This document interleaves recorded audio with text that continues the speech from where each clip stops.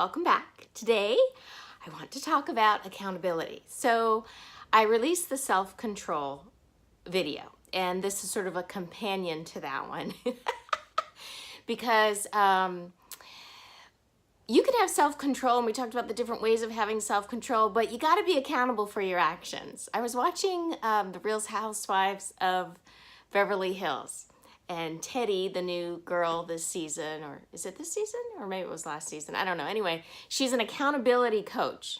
Accountability coach. I never knew there was such a thing. But you know what? I think I might need an accountability coach because I always say, oh, I'm going to work out, and I never do. So it does sort of fall into play with self-control. But I don't know. The problem for me really is getting started. And I was reading this really great thread on Reddit. And they were saying, oh, just say I'll do 5 minutes and then I can go off and do whatever I want. So as far as working out goes, if that's the task you're trying to be accountable for, just get on the treadmill for 5 minutes. And then after 5 minutes, if you want to get off, you can. Well, most people find that once they're on, they just stay on for the regular 40 minutes or whatever their routine is. Now, this works well for some people. Not me. I'm not one of those people. So guess what? I had to come up with a new way of thinking. And so what I did is I came up with, for my accountability, is just simply saying, just do it. So the problem for me is I'm an all or nothing kind of girl. So when I set a goal, whether it's getting on the treadmill for 40 minutes, I really have high standards for myself, high expectations. That means I can't get tired, I can't get frustrated, I just have to go, and I can't stop. And if I do, I feel like I've failed. I feel like I didn't meet my goal. And I think this is the reason why it's so hard for me to get started, because I set maybe the goal too big and too high. Take a break for a week, a day, you know, it ends up being 2 weeks, 2 months, and then I just have a hard time getting back into it. But I know I can do it once I'm in the routine of it. It's just that getting started, that first step, getting on the treadmill, lifting up a weight.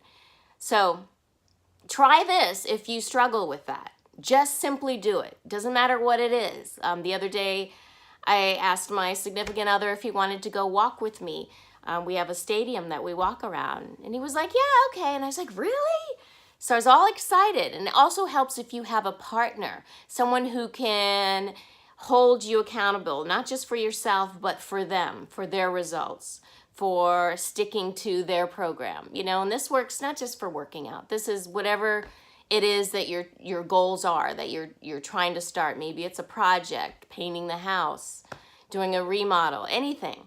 You just got to do it. And then once you're actually doing it, don't set any goals at all. That works for me. Just focus on doing it. So again, it kind of falls into what we were talking about with self-control. Are you someone who gets stronger as the days go by? Or are you someone who gets weaker as the days go by? If you're someone who gets weaker as the days go by when you're trying to exhibit self-control, then this might be something that works for you.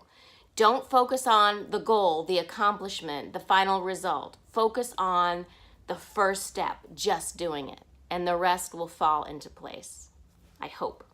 It works for me, or it is working for me, and so I'm very excited about my working out again, because every day I just I do something. It doesn't matter what it is, I just do it. And so far, so good.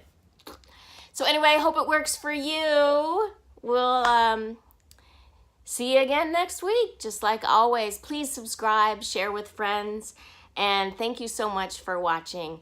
Good luck. I wish you the best results possible. Bye.